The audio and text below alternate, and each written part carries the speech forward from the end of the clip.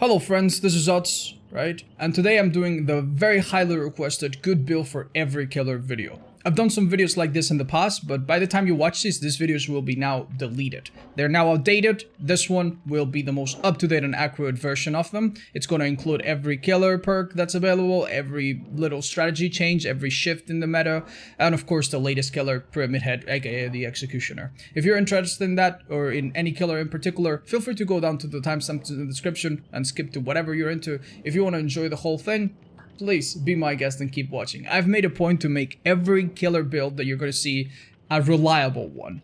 So I'm not going to be giving you builds that will work once or only in one map or only against certain kinds of survivors. These should be builds that you could just slap onto your killer, put on some basic add-ons or no add-ons if your killer doesn't really need them, and do really, really well with. I can get behind all of these builds, some of them quite a lot, and I hope that you'll find a lot of luck in using them. If you are missing some of the perks that are in them, I will also be trying to give some alternatives and different ideas if you don't own the perks or if you have a different playstyle. But I'm not going to waste your time much longer. Let's go straight into it. Now, Corrupt Intervention is going to be a perk that you're going to see a lot throughout this builds. It is a very good perk. It blocks away the 3 furthest generators, which immediately makes survivors have to move closer to you and robs them of time that they would normally spend doing the generators they spawn on. On the Trapper, this is a really, really good thing. It allows you to set up just a few traps. Don't bother setting too much because obviously survivors will come closer to you. You will not get away with it. But it allows you to set up a few traps and virtually lose no progress on the generators. Those traps can be very useful later if you know what you're doing. And it will prevent you from losing generators at the start of the match. You could do away with Corrupt Intervention if you're a very, very confident trapper and you want to risk losing gens early, which you will, and really rely on your first traps. But what will happen is you'll have matches where one survivor finds you and disarms all of your traps, or you have one object of obsession, calling your traps out to his teammates or their teammates.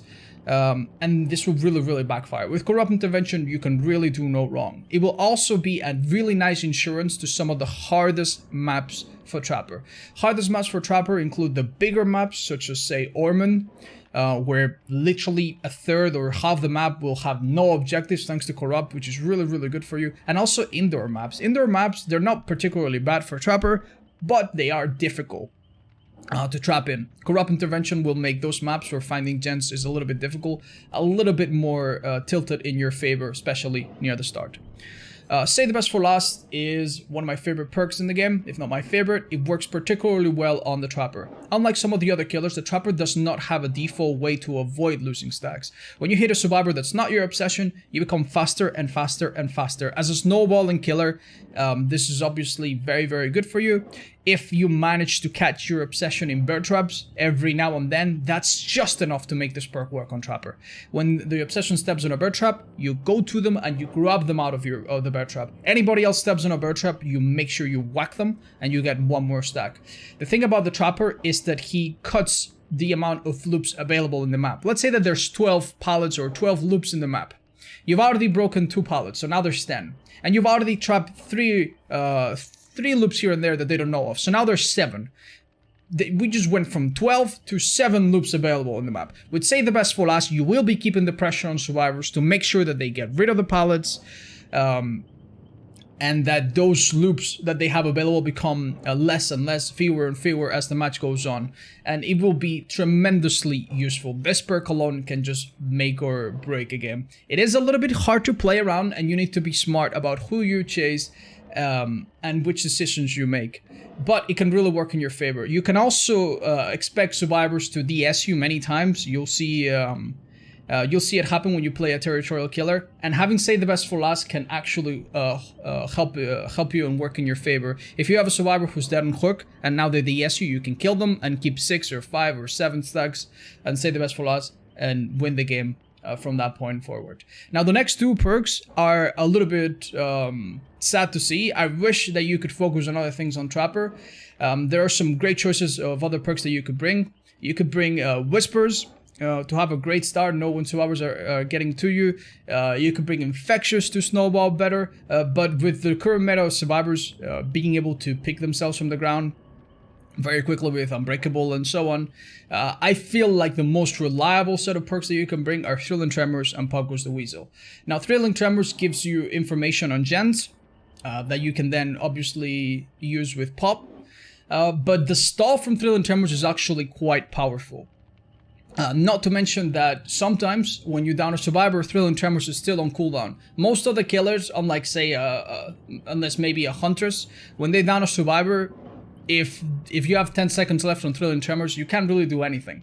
On Trapper, this is actually not true at all. Downing a survivor and leaving them on the ground for a few seconds is actually a really good idea with Trapper, as you can use that little time to go away, set up a trap that's not in their side. Nobody else will probably be bothering you at that time, and then come back. You do not allow them to be rescued. You do not allow them to pick themselves up because you do it so quickly. But you put a good trap in the meantime, and now Thrilling Tremors is off cooldown and you can use it. Then know exactly where to go. Even if Thrilling Tremors and Pop Goes the Weasel is only used here and there to extend the match a little bit, that's still totally fine. These are the two most reliable perks you can bring. But if you're a bit more aggressive, feel free to try other things that will work out as well. This build, however, should have you covered. Indoor maps, say the best for last, and the info from Thrilling and Pop, since indoor maps are rather small, will be enough. The average map, Corrupt and say the best for last will help you. The more difficult, larger maps, Corrupt will be a huge deal. You'll be able to set a few traps, and then you'll probably be able to contest the last few gens with Thrilling, Pop, and many stacks to say the best for last. This should be a build to take you very far. Next up, we're going to talk about the Wraith.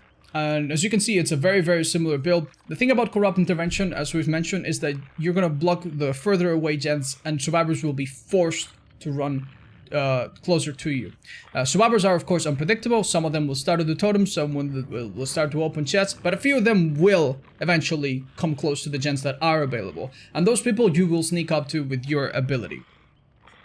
This will buy you a little bit of time, allow you to get a couple ambushes earlier, get a couple hits, maybe get a couple people injured, while not really allowing anybody to do any work early. When people start to get injured, and this is something that you should constantly be doing throughout the match, Nurse's Calling, which I do not recommend on many killers, becomes incredibly good on the Wraith. Some people prefer the route of using Sloppy Butcher and slowing down the healing. Personally, I am very happy to let survivors heal, encourage them to heal, as that is a great opportunity to catch them off guard, make them waste time, or even down them. As it comes for gen defense, Thrilling Tremors and Pop Goes the Weasel is just too good of a combo to pass off. Barbecue is not a bad idea at all, as you can catch people healing if you do not bring nurses, or if they're in particularly far away corners. It's not a bad idea to bring Barbecue at all. It also allows you to anticipate survivors' movements and go for very advanced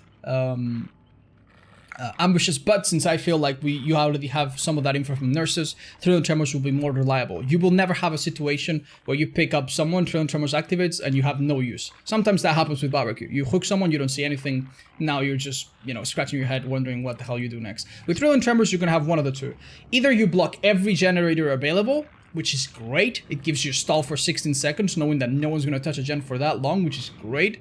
Or it lets you know which gens are being worked on, giving you the ability to take your time and go there and know for sure that there was someone there that you're likely to have an ambush. And then you've got Pop Goes the Weasel, which is the very standard gen regression perk. You hit a generator, it loses about 20 seconds worth of progress from a single survivor, and it just combos really well with Thrilling Tremors. Now, the thing about the Wraith is that he is a deeply perk and add-on dependent killer. And the way that his perks and add-ons interact is very unique. These perks I would recommend for a very basic build with, say, Windstorm, which makes you go a bit faster, and I don't know, something basic like Swift Hunt, come out of the cloak a little bit quicker. Or maybe even Blind Warrior, which gives you the Mangled and Hemorrhage. It's kind of like a Sloppy Butcher when you hit someone after a surprise attack.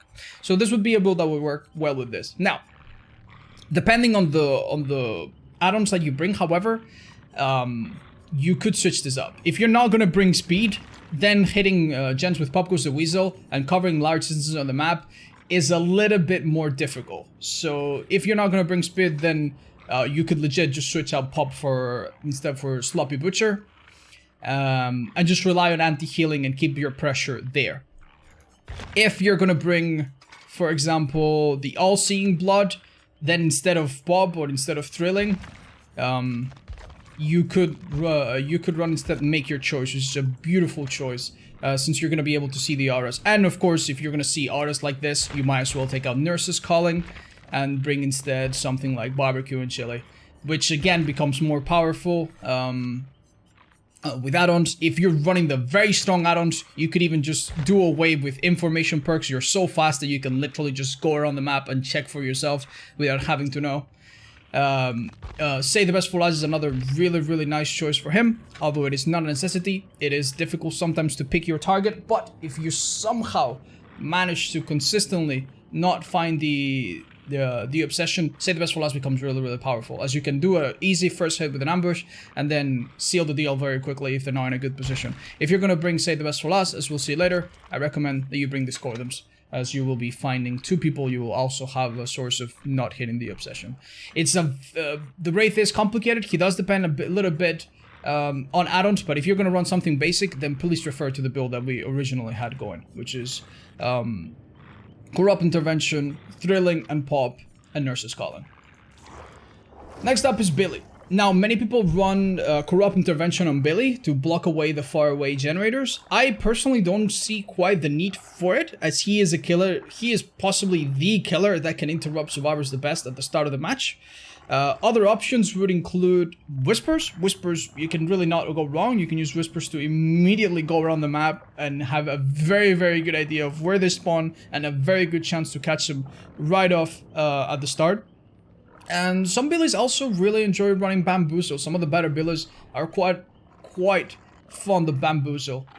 They go to the shack, you go right over it. They go to a troublesome jungle gym, you go right over the window. I find this to be a little bit predictable, but it is effective. Personally, I think the more reliable perk that you should bring is Enduring. Enduring will remove any fear from pallets ever. You will never second guess yourself when you go through a pallet. If you get stunned during a charge, Enduring makes you recover from the stun so quickly that you will still be able to keep some of the charge from your Chenso.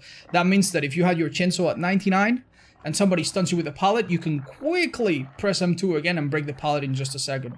Makes Enduring a very attractive choice on Billy. But by all means, bring whatever perk you feel works best for you. This is just my recommendation. The rest of perks, though, are quite inarguably really strong on him. We have the wombo combo of Infectious Fright and Barbecue and Chili.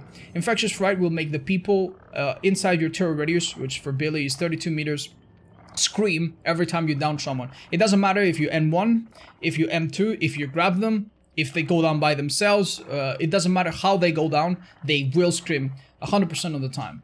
This, combined with Barbecue and Chili, which of course gives you information from far away when you hook someone, is a really strong combination. You down someone, lots of people nearby, you can make the decision of go for them. You down someone, no one nearby, then it's a no-brainer. Put them on the hook.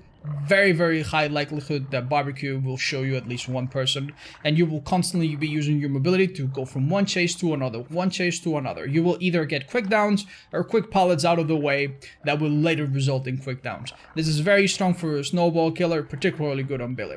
Of course, Barbecue will also show you people working on generators, and Pop Goes the Weasel, since you're a killer that can down people quickly, will see a lot of use. If some billies that are good enough don't even need that kind of regression perks, I still recommend it for the average player. If you're one of those people that is just at that level, then you probably don't need many tips in terms of perks though. Next up is Nurse, and wow, does it look similar to Billy. Nurse has very bad mobility at the start. You do not want to be blinking and giving your position away, and blinking is noisy and gives out the fact that you're a nurse. Survivors could choose to do the stealth, go to the stealth route at the start, which would hurt you. As a nurse, you cannot navigate the map normally like other killers, as you're actually slower than survivors, and you do need a bit of purpose. You need to know where you're going.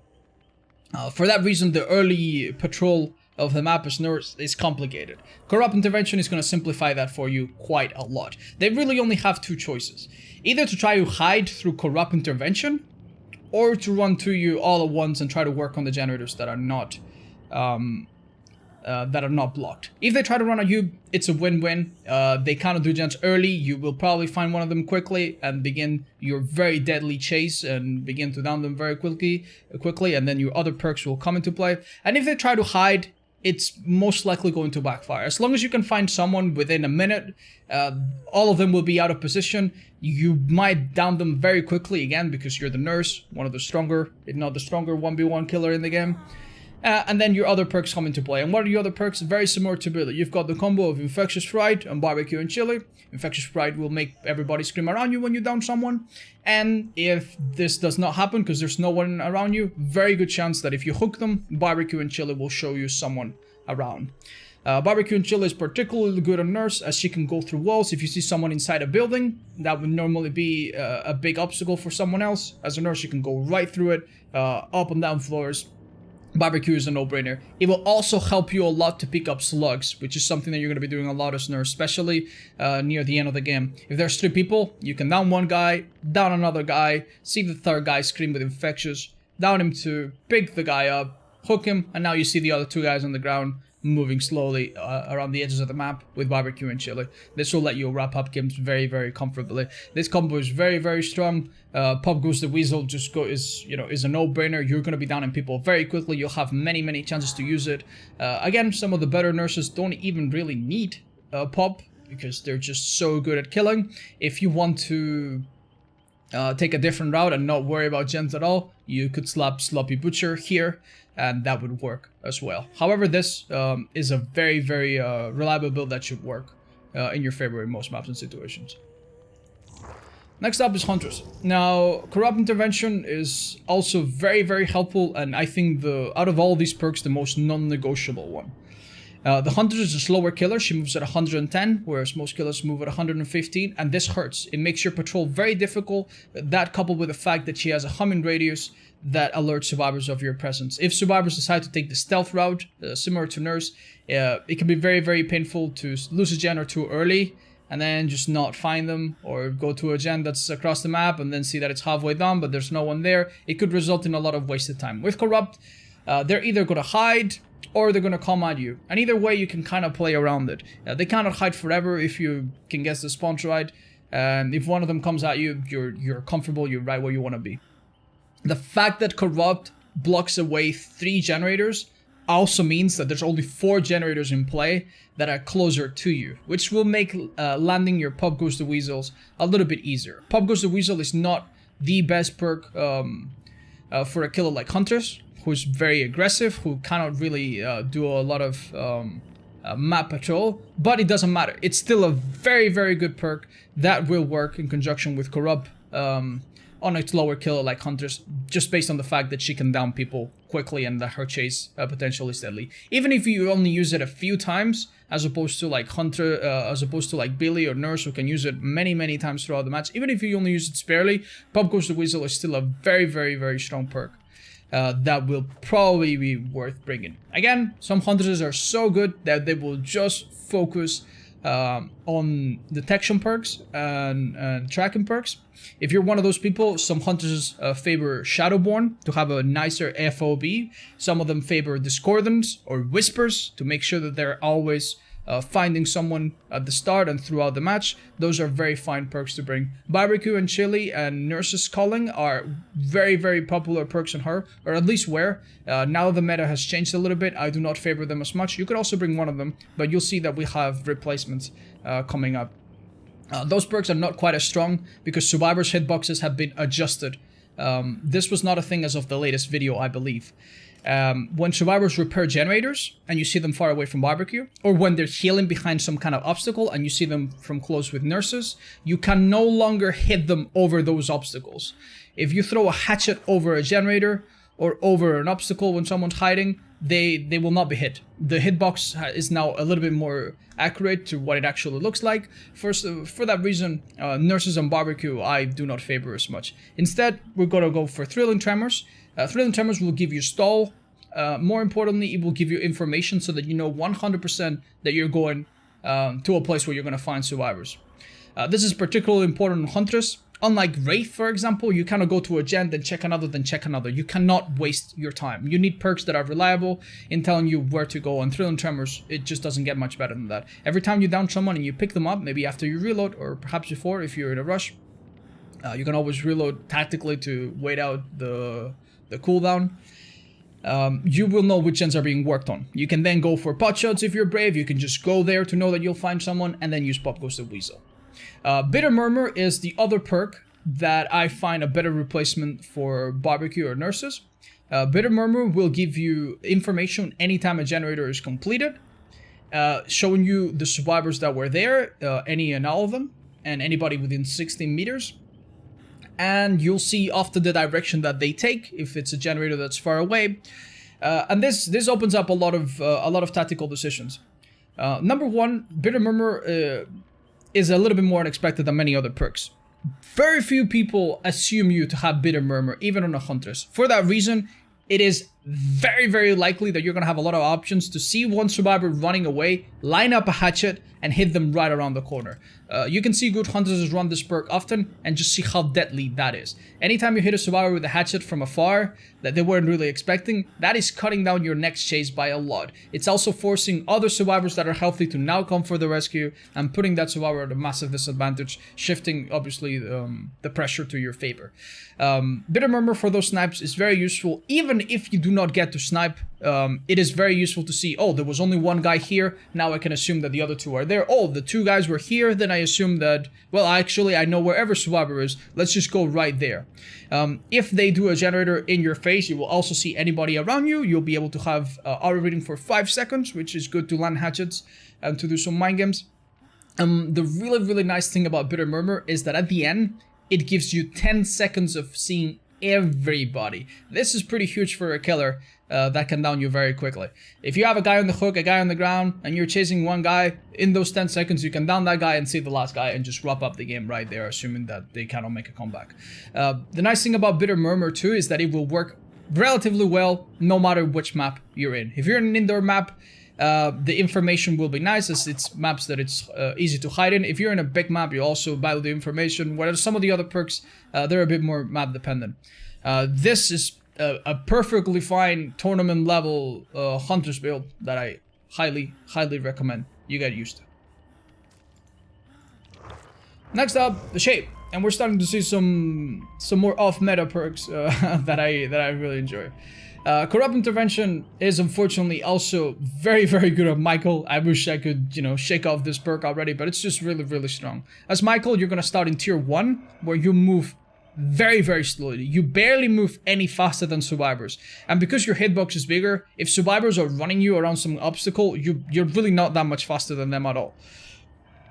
For that reason, it is paramount that you get out of tier 1 as quickly as humanly possible. Sometimes this is easy. You see a survivor doing a totem in the distance, you get out of tier 1 in 10 seconds into the match. Sometimes it is very difficult. You run into a survivor that's looping you around a place where you cannot stalk them, and it's just best to leave them. And during this early time, you can very, very quickly lose the game. You can very, very quickly lose the game. You could run into a survivor that you cannot stalk, that spots you, that calls you out, and the gen that was being worked on, you go there, there's no one, you're so slow, you can't really control the map efficiently. Corrupt is going to save you. It's going to make survivors do dumb objectives like chest totems that you might catch them on, and it's going to make most survivors just run into the open where you will be anticipating it, and obviously you will be playing around that. So you run Corrupt, you anticipate where they spawn, you anticipate where they go, and you take the routes around it to catch people off guard and to get out of tier 1 as quickly as possible. If you do not have Corrupt, another option that is very popular is Monitor and Abuse. Monitor and Abuse doesn't really do anything for you at the start, since you have a 0 tier radius in tier 1, but it will be helpful later throughout the match at catching people off guard. I would choose between one of the two. Honestly, my heart is with Corrupt. If you have a bad start, Corrupt will help you. If you have a good start, Corrupt will also help you, and we're going to see why with the next perks. The next two perks are Search and Pop Goes the Weasel.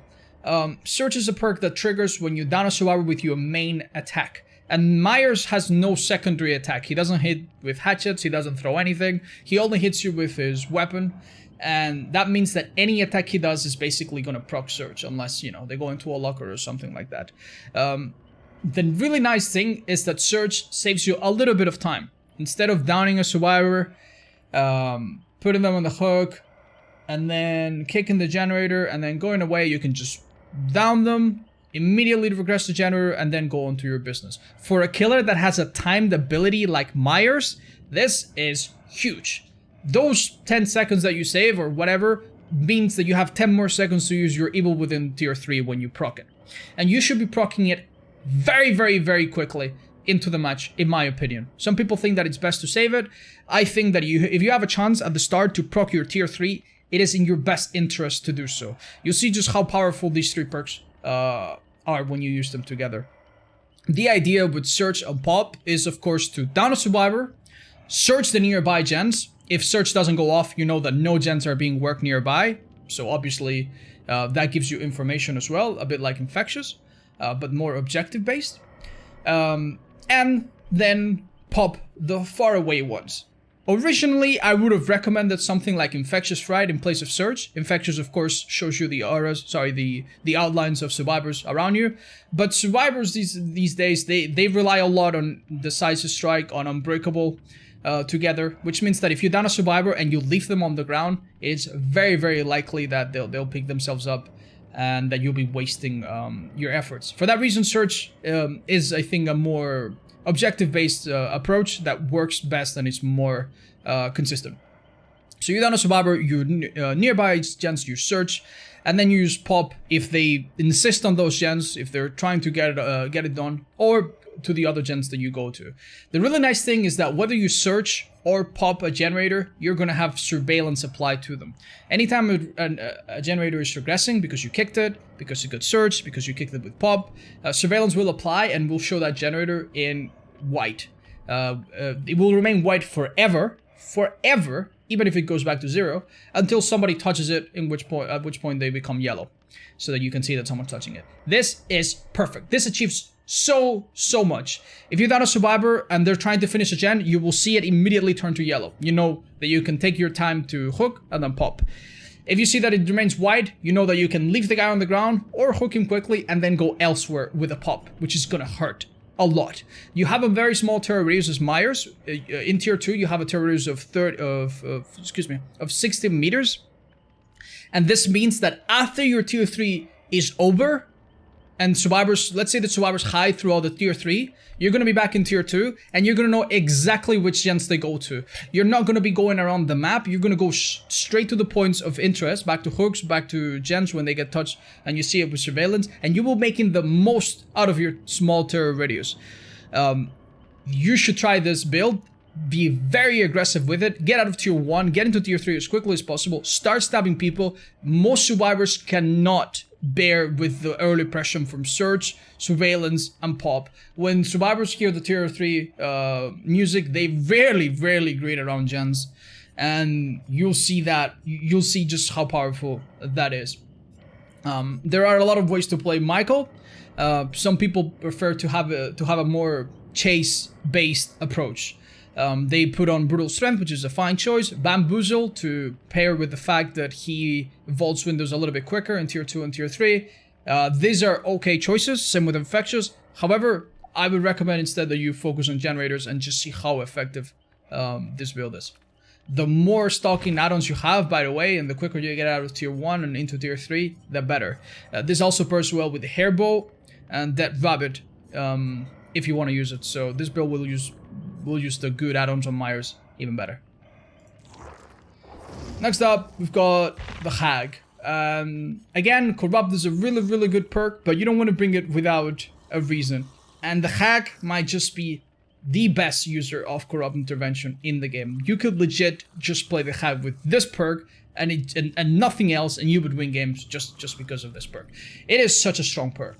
For the Trapper, Corrupt means that he can set up maybe 2 or 3 bear traps, and by the time survivors run into him. With Corrupt, it really means that the Hag can set up easily 7 or 8 traps and lose no gens. I have won so many games with Hag where survivors all die, and I snowball and they all die at 4 or 5 generators because of Corrupt Intervention. Corrupt Intervention will make survivors run into you, which is normally a bad thing if you want to set up but the hack sets up so quickly that it's really not an issue. Besides, you want survivors to run into your turf and run into your web of traps, into your perimeter at some point, and corrupt intervention just makes that happen.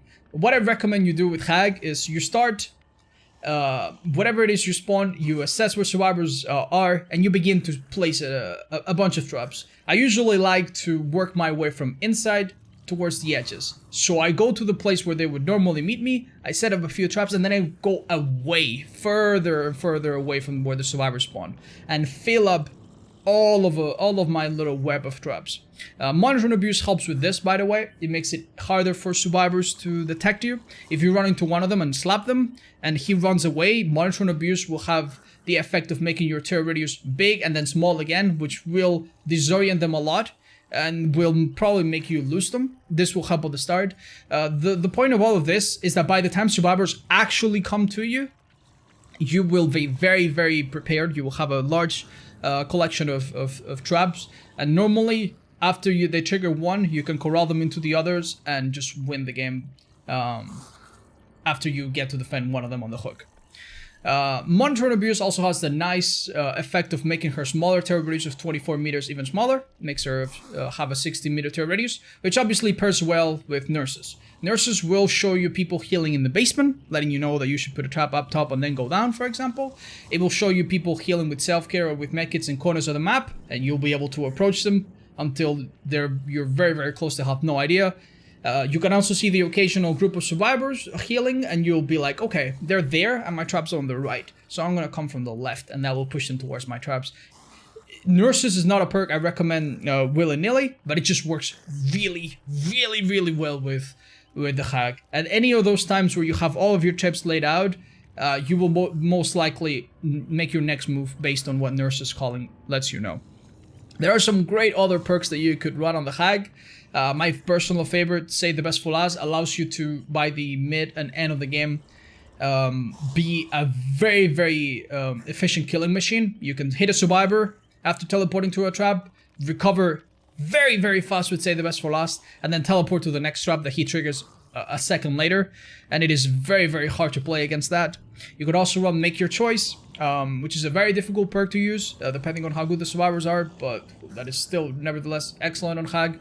But personally, I've won games so early where Save the Best for Last doesn't even work, and because you just kill them so quickly, that I honestly think Sloppy Butcher is the easiest and most simple choice that I would advise. By all means, try out the other perks. If you don't really want to think about it much, Sloppy Butcher is always good. Anytime you slap someone, Sloppy applies. Those couple seconds that you save mean the absolute world. It means that you can reset your traps more quickly. It means that you have more time to set traps around a hook before anybody else can heal and come for the save. It also means that some people will just not be able to heal downright in a timely manner, which means that other people that are healthy will not just have to stop doing gens and come for you. It pretty much sets up and accentuates all the strengths of the Hag.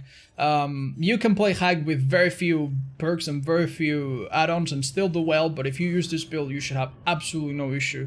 Especially if you're learning, you should have absolutely no issue doing really, really well. Next up is Doctor. Now, with Doctor, most people will tell you to run something along the lines of Corrupt, maybe even Whispers. I honestly think that the better perk to find people and to make sure you catch them with your Static Blast, your ability, is Discordance. Don't take me wrong, Corrupt makes sense on him. Survivors cannot do gens at the start. So you go, you blast, and you find them, and now they're all scattered and a little bit confused. That's a fine strategy. Whispers is also not a bad choice. If Whispers is on, you are nearly guaranteed to hit someone. Although, you know, they could also be in lockers. But I think Discordance will help you the most. Discordance will let you know where multiple survivors are. You will see at the start of the match often 2 or 3, or maybe all 4 survivors on one gen. Discordance will let you know to go there, blast them, and get a really good feel of the situation. Not only that, but you're actually going to be disrupting many survivors in a place where they want to be. If you find survivors in an area where there's corrupt intervention, that means that you're going to be chasing one survivor and not really disrupting anybody else, because everybody else is rotating to gens that are not corrupted. Whereas Discordant, you're very likely to chase one survivor and then kind of bother one or two survivors, make them waste time. The generators that are nearby will be promptly regressed with search and pop, but we'll get to that. Before that though, we're going to talk about Save the Best for Last. Save the Best for Last is a really strong perk. Every time you hit someone, as you know, you recover quicker. Eventually, if you have 8 tokens, after hitting a survivor, you recover almost in half the speed. This is critical. The doctor can shut down many loops. And if the survivor does not have a lot of time to run to the next one, that means that their choice of places to go to is severely limited as the match goes on and as you break pallets and get stacks on this perk. It is very powerful on him. There are also many techniques that you can do with Doctor, where you can shock someone, hit them immediately, and they will literally not be able to vault that window, so you can pretty much... There are some situations where Save the Best for Last will basically give you a hit into another hit with a shock in between. The only issue with Save the Best for Last, of course, is that if you have an obsession who's a little bit bold and runs into you all the time, it could be difficult sometimes to find the right target. This is where Discordance really comes in. Discordance not only will let you know where to go and use your blast, it's also going to let you know where to go so that there's always a choice of someone who's not the obsession, obviously. So these two perks go really well together. On top of that, we've got Surge and Pop. As the Doctor, you will be putting people in Madness Tier 3. People in Madness Tier 3 cannot possibly work on generators. They need to snap out of it first. For that reason, being able to put someone in Madness Tier 3 and then apply Surge means that you're going to get more value out of Surge, since you'll have to also force them to snap out of Madness before touching the generator.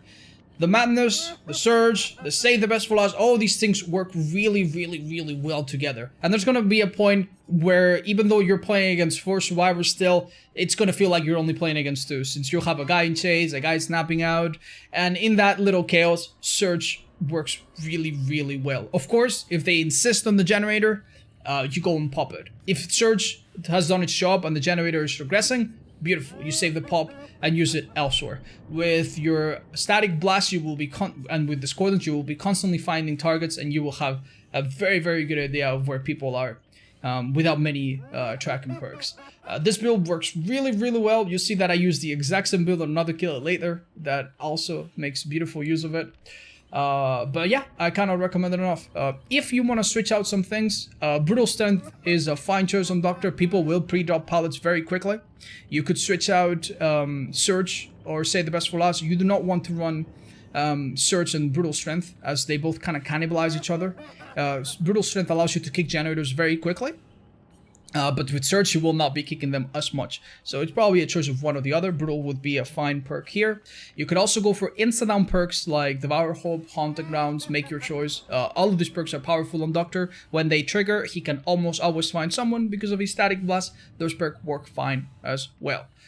Yeah, those are basically the perks you might want to bring with Doctor. And this build is the one I recommend. Next up, Cannibal. And he is a special cookie. Play with your food is one of my favorite perks in the game as well, and as much as I like to run it on other killers, this is a match made in heaven for the Cannibal. The Cannibal has several unique things to him that make Play with your food very valuable. Let's explain what Play with your food does. Every time you chase your obsession and let them go, Play with your food gives you 1 token. You need to wait 15 seconds. You cannot do this constantly very quickly. You can't, find them, leave them, find them, leave them. You have to wait a little bit, but that's fine. That's completely fine. Because these tokens are extremely valuable. Let me explain how the Cannibal works. When the Cannibal uses his chainsaw, he goes from moving at 115 down to 86 point something. 80, let's round it up to 86 or 87. He moves to 87% movement speed. He goes down to 87. During the whole duration of the charge, you are at 87. And when you let go, you slowly go from 87 all the way up to 126 by like 2/3. I think it's by 2/3 of the chainsaw sweep, you're moving at 126. That's really fast by the end, but as you know, if you play the Cannibal, it's very slow at the start. You slow yourself down a lot during this rep. And this makes it really, really hard to use your rep, your Chainsaw aggressively. You cannot just see a survivor from a distance and rev your Chainsaw like Billy can, for example. You need to be very, very close to them. Play with your food makes all of the difference. The stack of play with your food that gives you extra speed adds on top of anything else you're doing. So if you're carrying a survivor, you're faster. If you're moving normally, you're faster. If you're revving your Chainsaw, you're faster. And this is where it's just incredible. With 3 stacks, you're basically as fast as a survivor. So you can rev up your Chainsaw, let go of it, and you don't even need to do it at a distance. You can do it close, you can do it at a distance, you're gonna catch them anyway. Even with 1 or 2 stacks, the ability to just move that little bit quicker just makes the Cannibal so strong, and his Chainsaw is so much easier to use than Billy. Every time you have a stack, your Chainsaw just becomes a much deadlier machine, because you can just close the gap so much quicker. Of course, survivors have two ways to escape your Chainsaw. They mostly can't outrun it, unless they have an exhaustion perk, of course. So their ways to avoid your Chainsaw is to go to pallets or go to windows, right? The thing about pallets is that they're no longer a feasible choice. If they stun you at a pallet, that will trigger Nemesis. Nemesis turns that person into your obsession. And right after they stun you, by the time you break the pallet, most times you will lose the chase with the obsession, meaning that you'll get another stack. So this means that I can get a stack on Laurie, down them, then go for Dwight, he stuns me, he becomes the obsession, I get a stack, and then I go back to Laurie to pick her up with another stack of play with your food. It also makes the person that stuns you oblivious, which doesn't seem like a huge deal, but it is a pretty big deal. Because if you leave them, they might not know exactly where you are, they will be paranoid through the entire thing, and if you go back to them ever, you might just catch them off guard, which is really, really good, and a very underrated aspect of Nemesis.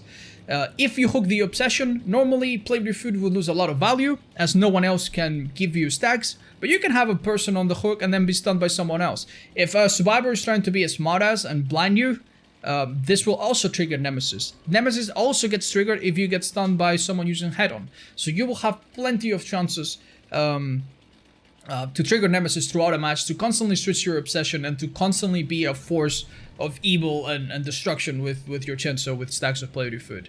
I do have some videos available if you want to see what a play with your food Nemesis Bubba is like. It's quite the experience. It's really, really fun, and it's again very, very unique to him.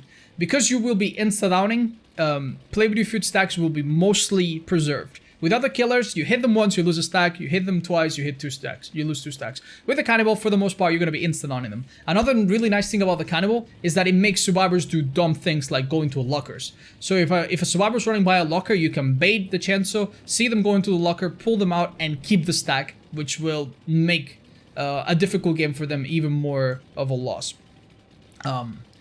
That being said, this is a very, very unique thing of the Cannibal. If you do not have Nemesis and play with your food, I do not recommend it. You could run play with your food and Discordance, or play with your food and barbecue to constantly try to find the obsession. Not nearly as effective as this combo though.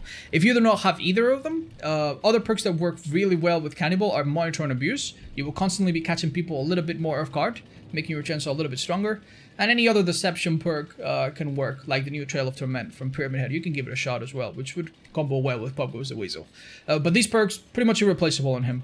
Give it a shot. If you use good add-ons, even better. Because with good add-ons, they will even struggle to use Windows. The one weakness of this is survivors who use Windows really, really, really well. Those survivors, for the most part, you have to M1 them. If you have very good charge add-ons, however, even Windows can be difficult. The last 2 perks are just basic stability perks to help you keep the game at bay while you murder everybody. I recommend Corrupt since he is a slower killer with no really form of movement. He's a standard movement killer with no particularly good mobility. This also helps in some of the harder maps like say Haddonfield or Ormond.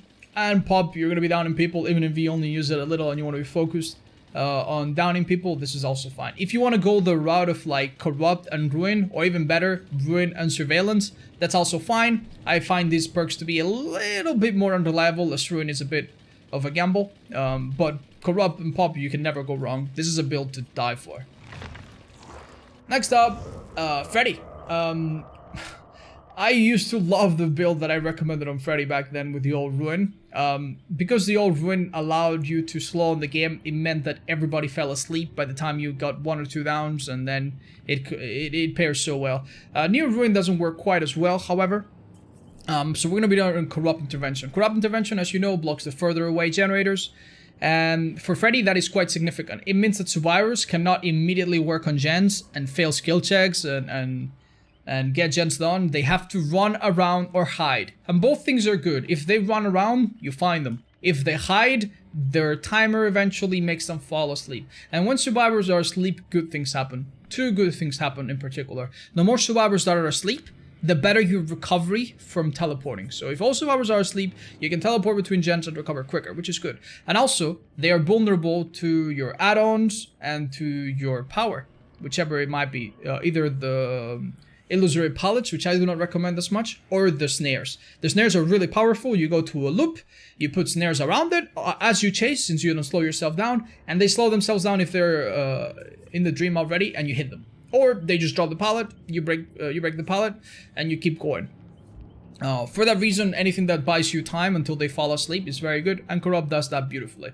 When Corrupt blocks 3 gens, that means there's only 4 gens available in the map. That means the survivors will be more likely to step on one of those gens, and Discordance is a pretty good option. It's not going to trigger at the start, obviously, but it will trigger eventually, and later in the match, it will absolutely 100% trigger. If it doesn't, then you know that survivors are either not doing anything or splitting out on, or splitting up and working on gens separately, where, you know, they will not do them as quickly, obviously, meaning that Pop Goes the Weasel has a really good chance of going there and disrupt them. With Discordance, you also have the ability to know where 2 survivors are at any time, and if your teleportation ability, if your dim projection is up, you can just fake it, you know, build it up to 99%, and they will you'll probably be scaring 2 people at once, or actually teleport and disrupt 2 people. There's also a lot of little dirty plays you can do with this 3 perks over here. If you know 2 people are on a gen and you just down somebody, you can fake it, scare them off the generator, and then pick up the survivor with Thrill and Tremors. You will block that generator for 16 seconds, and what you can do in that time is pick up the survivor from the ground, put them on the hook, and then just literally walk to that generator or teleport to it later. If it's blocked, the generator will not be able to be teleported to, but that's completely fine because the information, because the stall is there. So you're either blocking a gen and walking to it, or not blocking it, that means someone is, and teleporting there. Either way, it works out for you. Pop is a strong perk. I don't need to tell you that it regresses generators. It's probably the most, you know, brainless choice on Freddy. It's just so good. Freddy can teleport to any generator after a hook for the most part if his cooldown is good enough. And that means that you can put pops across the board without having to worry about terrain, about distance, about survivor body blocking it. It just works so well. With Thrill and Tremors, you will know where to deliver it. And with Discordance, you will probably force survivors to split up, and you will have a better chance to at least apply pop to one of the generators. This is a really simple build. There are many other things that work really great on him. Barbecue on Freddy is a really good choice as well. Say the Best for Last is a really dirty choice on him. You could run Say the Best for Last and Discordance for a bit of a combo of knowing where multiple people are so that you find non-obsessions. I think that's a really good combo. Say the Best for Last works on Freddy because he also ignores borrowed time. So if a survivor's going for the unhook, you can hit them, or if they're already asleep, they won't have BT. You can hit the person off the hook, and then you can hit them back again. Because you ignore BT, it's just so easy to interrupt them on the hook, then hit them as they unhook, and then hit the person off the hook shortly after. Like, Say the Best for Last is just good because his unhooking game is so strong at the moment. So Say the Best for Last, a great choice. If you want to combo Barbecue and make your choice, it's also a really powerful combo. Search and Surveillance is still one of my favorites. If you want to run Corrupt, Pop, Search, and Surveillance, which would be the same build as Myers, that works wonders as well. And it literally just highlights generators and tells you exactly when they touch them so that you can teleport to them. I think this used to work super great, but you cannot go wrong. Freddy's just so strong that even without add-ons, all these builds work really well. Next up is Pig. Now Pig has basically 3 different powers. She's got her stall that comes from her reverse bear traps, which she now holds in the main menu. She has the ambush and of course the stealth. And I find that the stall is always there, that the ambush is sometimes useful, sometimes not so much, and that the stealth can be a hit or miss. If you like, many people will refer to Josh's very good idea of running whispers and monitor and abuse, which is a very fine and simple combo on the pig. With monitor and abuse, you have a terror radius of 24 meters. With whispers, you detect survivors at 32 meters. So what you can do is walk to one direction, and when you see whispers proc, you can crouch, and by the time you're crouch, your terror radius will have begun to regress to 0 in such a way that survivors will never even hear it for a second.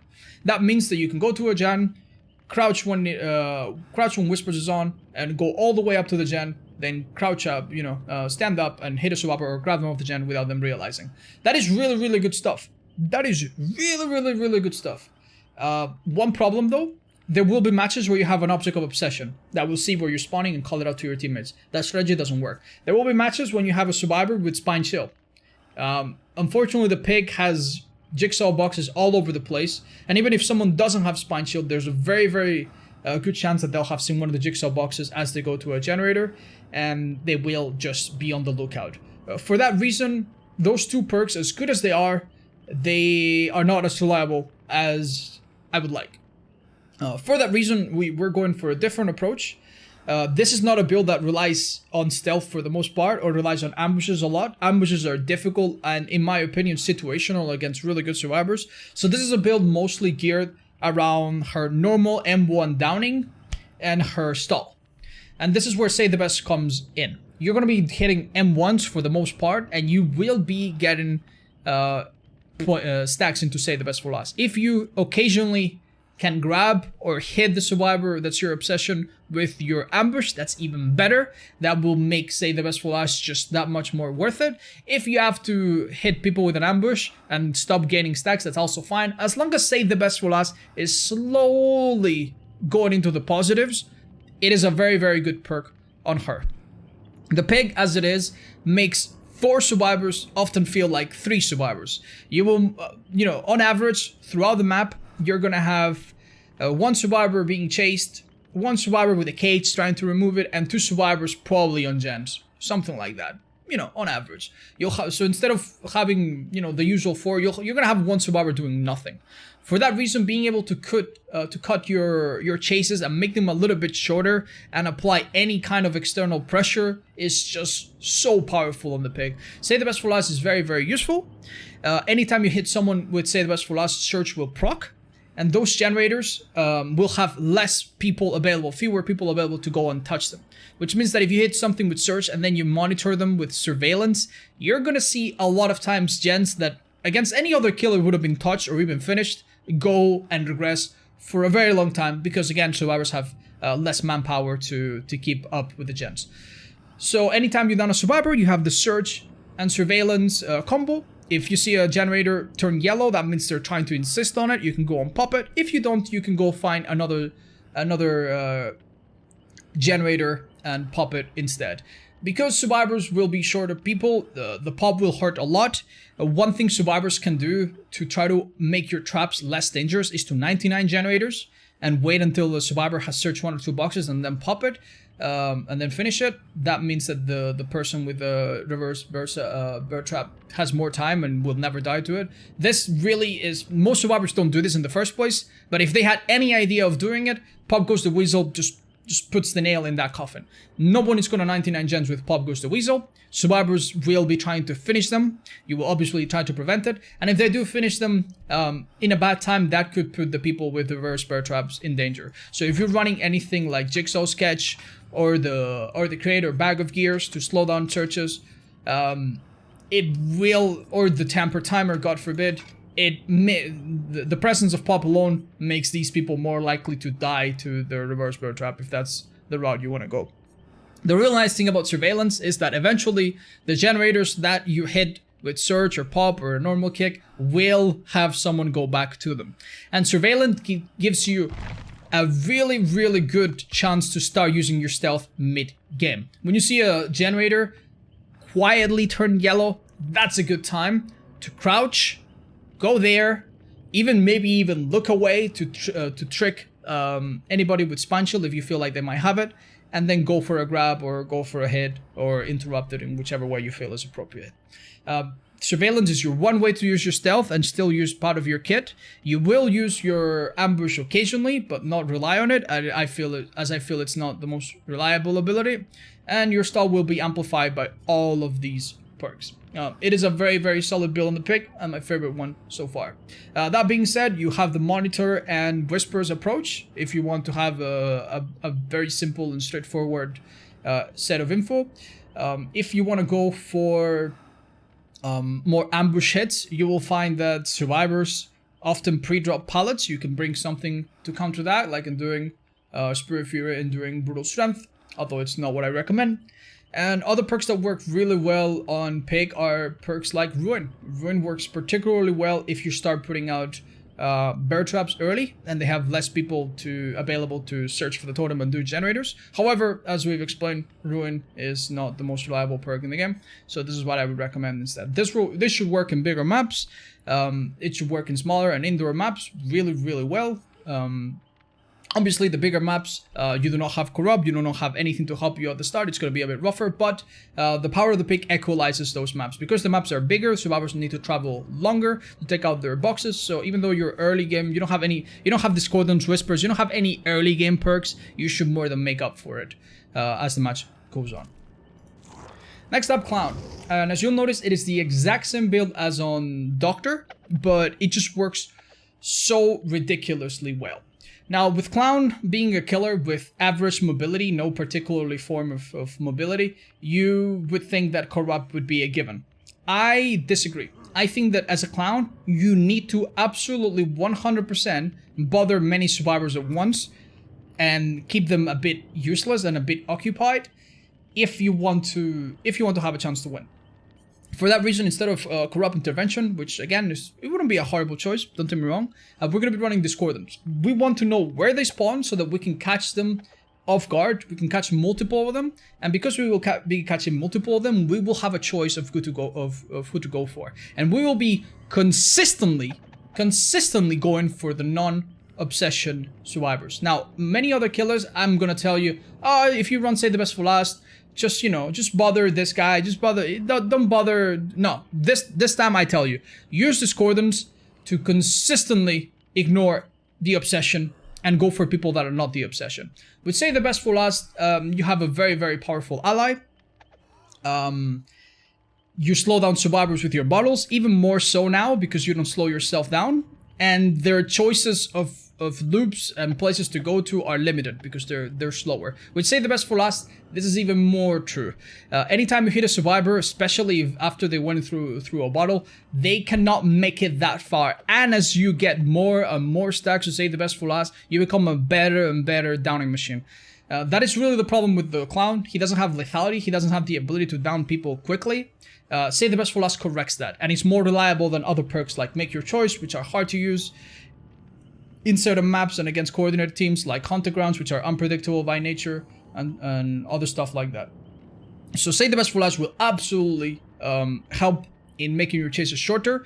The more you down people, the more search becomes an issue, and Pop is just a second layer of defense in case they are insisting on a gen or in case you down someone and you can make it to another generator. Search and Pop to keep up with generators. Save the Best for Last, which you're going to very aggressively use. Once you deal with the obsession, you can hit them once when you have 8 or 7 stacks and then try to grab them. You can slow them down, which will force a window vault that's medium, so you can grab or get them to a pallet and try to grab the obsession if it gets to that. And the constant pressure that Save the Best for Last and Search inflicts will be great. Because you will be bothering survivors where they spawn, since you can find them with Discordance, Search becomes a lot stronger. And honestly, if you run this build and you're good at Clown and you can make that one survivor either waste a lot of good pallets or go down very quickly with your bottles, you will see this build succeed. Last time I did a video like this, I wasn't so sure about the build I would recommend on Clown. I recommended it wholeheartedly. This one I can 100% get behind. It is probably the best build on Clown I've ever tried, and the one that gives me the most consistent results. If you want to add a layer of consistency, you can add the Soul and Jock to make them exhausted. You won't have to deal with Dead Heart. If you catch them with Spin Burst, that's okay. But you won't have to deal with Dead Heart, Life, Balance Landing, and those pesky perks. You can also run the Flask of Bleach to slow them down even more, and if they do not pre-drop every single pallet, it's pretty much a free hit in most loops. This combination of add-ons is really strong. The feathers used to be very good. No, not so much anymore. Maybe I'll make a video explaining some of the changes on the Clown. But the long story short is that the Clown no longer slows himself down. So this used to be good before. It will be even better now. Next up, Spirit. And you have the very basic perks that just work out for her. Spirit is a low mobility killer. Similar to Nurse, you don't really want to run and use your power immediately at the start and give away who you are. You want to catch people off guard, but you do not move very quickly. So you want to use your smaller 24-meter terror radius to bump into someone that's running closer to you and slow down those first generators. Even though you are very good in the 1v1, you do not really have the ability to injure everybody immediately or anything like that. So being able to scatter survivors around and spread them out is really good for you. Corrupt is a good perk, particularly good on Spirit. You can do away without this one, but you will feel the difference.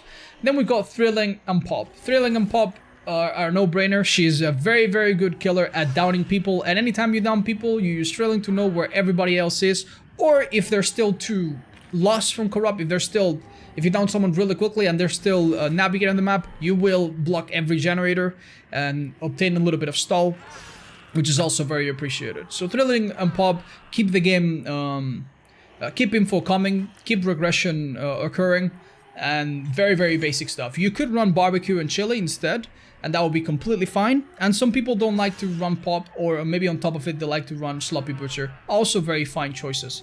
However, the one perk I would recommend, as I feel dirty saying this, Strider. The Spirit's power resides in her 1v1. Though the reason that makes Spirit good, it's not her amazing mobility, it's not, for the most part, you know, add-ons aside, the fact that makes Spirit good is that she can down anybody very quickly. Even if survivors are particularly good, it doesn't really make much of a difference. Strider counters Iron Will, which is the one thing that could get between you and them. When survivors are healthy, they make breathing sounds. And obviously they make stepping sounds and leave scratch marks. That's how you find them if you didn't hit them with a surprise attack. Once they're injured, they make all of these sounds and the grunting sounds of pain, of course, that replace the breathing sounds. And those breathing sounds are hard to listen to. With Strider, they're a bit louder. And the injure sounds are very easy to listen to. With Strider, much easier to listen to hear. It takes a bit getting used to it. But the reason why Strider is here is because it counters Iron Will. Iron Will is a survivor perk that makes any survivor that is injured completely silent. And I'm not sure this is intended. Some people think it might not be. But survivors who are injured with Iron Will don't even make breathing sounds. So that little that most survivors make, they don't even make that. Which makes it particularly difficult for a Spirit in this patch and age to find survivors, considering that the sounds are so warped. With Iron Will, survivors are hard to finish off. And with Strider, you should have fewer problems wrapping up a chase and getting back to Thrill and Tremors and Pop and killing everybody else. For that reason, I recommend it. But if the sounds ever get patched, or if you feel very confident just listening to footsteps and just using your best guess to down survivors, you can definitely do away with Strider and run some other detection perk. You could run Nurses, which is a fine idea. Smaller terror radius means you'll catch people healing, and then you can use your power to close the gap. Or Sloppy, as we said, or any other perk that helps in chases. Save the best for last works also on Spirit.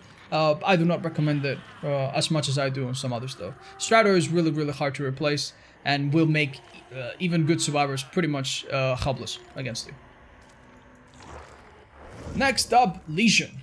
Now, most of the builds that I've talked about in this video, I can get 100% behind. This one I can get 150% behind. This is the build that I used to get 52 wins in a row at red ranks, blah blah blah, without add-ons with Legion.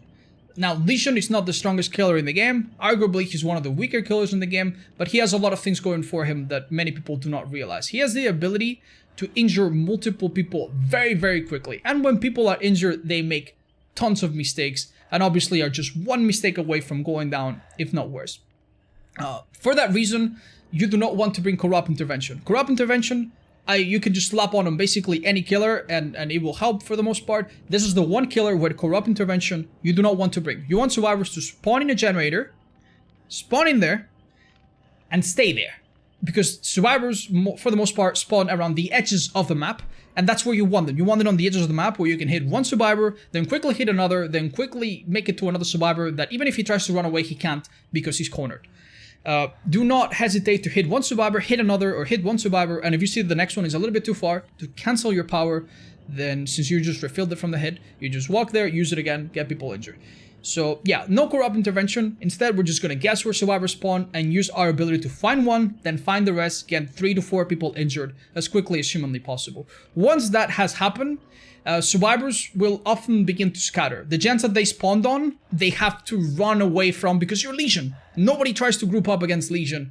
And nobody dares to do gens in front of Legion at the start. They will begin to group up. And that's where this build begins to really, really shine. If survivors start healing, that's great. They waste a lot of time. You can undo the healing later, and you'll have time for pop and all the perks to work. If they stay injured, even better. The build it's perfectly geared towards that. Anytime you down a survivor, search procs lets you know which nearby gens are being worked on, if any, and then you can also pop a gen if they're working on it and they're insisting. Or go pop a gen that's far away. You will know that a gen is far away with Thrill and Tremors. Thrill and Tremors has the unfortunate side effect of pausing regression, right?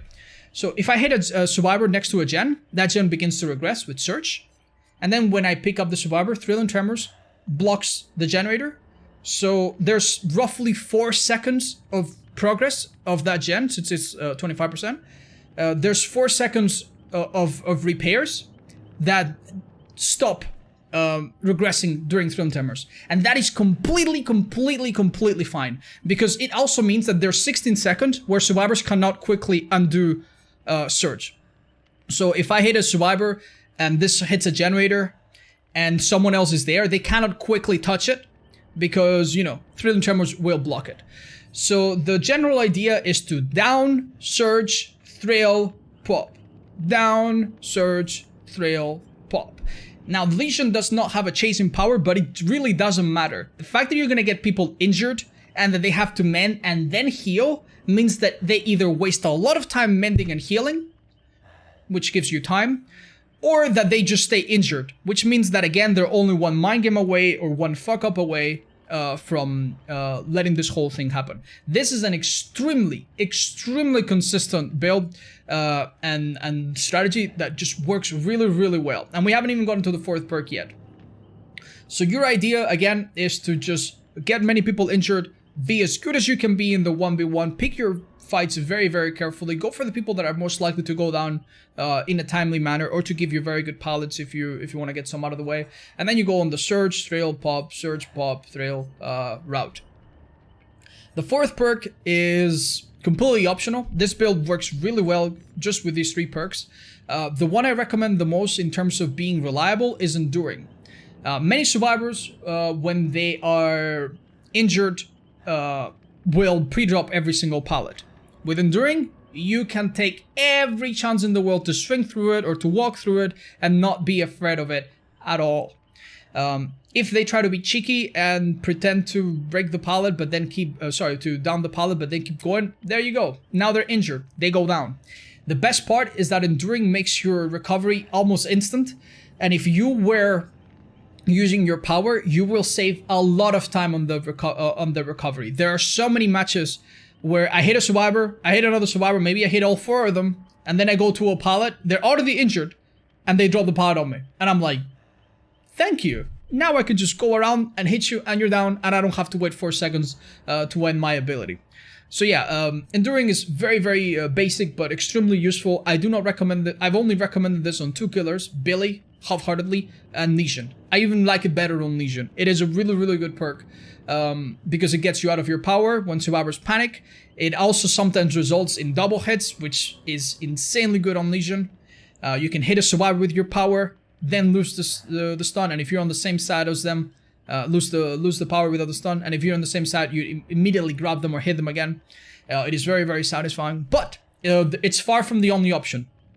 If you want a perk to help you in chases against the better survivors that catches them off guard, All Ears is an insanely good choice. It is a little bit unreliable because it has a cooldown and it doesn't always show when you want it, but this perk can make even good survivors make really dumb blunders. You see them go through a window, they think they're very slick by going around the wall thinking you don't see them, and you come right around and hit them. There are a lot of mind games that you can learn using All Ears. Another perk that you'll never go wrong with, that I've recommended in the past, is Thanatophobia. Thanatophobia makes every pop add a couple seconds, and every search add like that 1 extra second. It just makes everything a little bit better. It also tricks survivors into healing a lot. They see the red bar from Thana, they're like, whoa, better self-care, better use my medkit. It tricks them into healing more often than not. The psychological effect is undeniable. It's a very simple perk, not with a very strong effect, but having to mend and then heal through the injury and the Thana is quite nasty. And again, it just makes these other 2 perks a little bit stronger. So it's a very fine choice as well, if a simpler one. Another perk that I actually run in this 50 game win streak that is very unexpected is Devour Hope. Because survivors go from spawning on a gen to immediately being chased by Legion and mending, they often do not really look out for the totem. And Devour Hope, believe it or not, at the very least guarantees that you're going to have one guy doing nothing for 14 or 15 seconds at the start of the match. At the very least, it gives you a bit of time, which is fine, and the rest of the build is very tight. And at the very most, you keep people distracted and eventually just destroy them with Devour.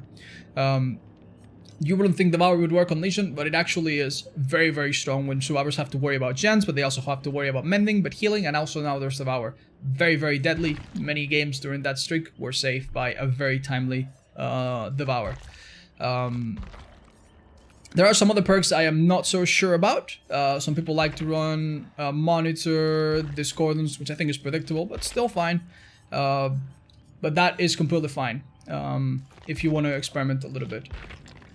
Just, again, I heavily advise against running Corrupt. What if you do not have Surge? If you do not have Surge, another really great perk, Brutal Strength. You could even go Brutal Strength on Enduring. Brutal Strength would make hitting your pops a little bit quicker, and since survivors will be pre-dropping pallets very, very often, you will get a lot of value out of it. Remember that when you have everybody injured, they need the pallets in the windows very, very badly, so anytime they drop pallets willy-nilly, that's really, really good for you. If you do not have Thrilling Tremors, that's okay. Barbecue and Chili is almost as good, in my opinion. So you could replace that with this as well. A Pop Goes Whistle, a little bit hard to replace, but if you got nothing else, you could also try running Ruin, which on Legion is not as reliable, but it's also pretty good. Now, talking about Ruin, this is the one build in this whole video that has Ruin in it, and boy do I love it. Now, the Plague has some of the best teachables in the game, including Corrupt Intervention, which is a very, very safe bet on her, and it works like this. You block away the further generators, which they kind of work on, and on the few generators that are close to you, you spit and you infect so that they are disincentivized to work on them. That is a vanilla Plague strategy that works pretty damn well. I'd recommend something else, however. Discordance. Instead of blocking survivors from working on generators, you want them to work on generators at the start and let you know where they are with Discordance. Once you down one of them, you will also see anybody else around you with Infectious Fright. These are 2 major info and snowball perks. You want to know where they are. And the reason why you're running these 2 perks is because instead of trying to infect people slowly, this build is geared towards getting them killed very, very quickly at the start. The Plague, as of the latest whatever patch, has now 1 default fountain already present in the map. So out of the 6 fountains, 1 of them will already be corrupted and you can immediately drink. If you use the Ashen Apple the blessed apple, or both, that will also add to it. So with this add-ons right now, I would have 2 extras. That means that at the start of the match, I have 3 fountains to drink from. And that's exactly what we're gonna do. Instead of slowly getting people infected and, you know, having this battle of attrition at the start, you want to know where they are with discordance. You want to drink from one of your apples the moment you have an idea of where they are. The moment you know, either with discordance or after having seen them, the moment you know where one or multiple survivors are, you drink up from your fountains and you play extremely aggressively.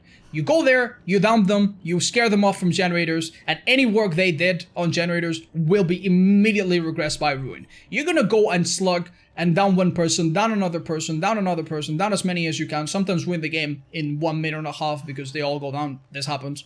And again, ruin will just completely negate any early work they put on generators. Now the thing about ruin is that it's a very fragile perk. It could be there the whole game and be an absolute MVP, or it could be cleansed very quickly. That's where you run Hex Retribution, a perk from the Deathslinger. This is an insurance Hex perk. Basically, if they find your Ruin and cleanse it, or if they find Retribution itself and cleanse it, everybody in the match will light up for 10 seconds. You will see the autos of every survivor for 10 seconds. Now, for many killers, this is good. For the Plague, it is excellent. Being able to see everybody lets you know immediately where to go to infect them, or if you have your power up, to just straight up down them. It also gives you a really good idea, even without infectious, of where you can go to cause the most damage. So that means that one of 2 things will occur. Either they do not find Ruin, and Ruin helps you in the snowball early, or they do find the totem, and you see where everybody is for 10 seconds. But it gets better. Because if they cleanse Ruin, that's the worst case scenario, you know, it's 50% chance to cleanse Ruin. You lost Ruin, well, now you know where everybody is. But here, like, the most beautiful thing is that there's a really good chance, a 50% chance in fact, that they find Retribution instead. If they cleanse Retribution, you will see everybody for 10 seconds, but they will not get a warning that it was Retribution. If they cleanse Ruin, they will get a warning. Some survivors might interpret this wrong and still cleanse Retribution. But let's assume that they're really smart. If they cleanse Retribution first, which again, 50% chance, everybody will be shown to you, but Ruin will still be up, and they will not get a warning that Ruin is gone immediately.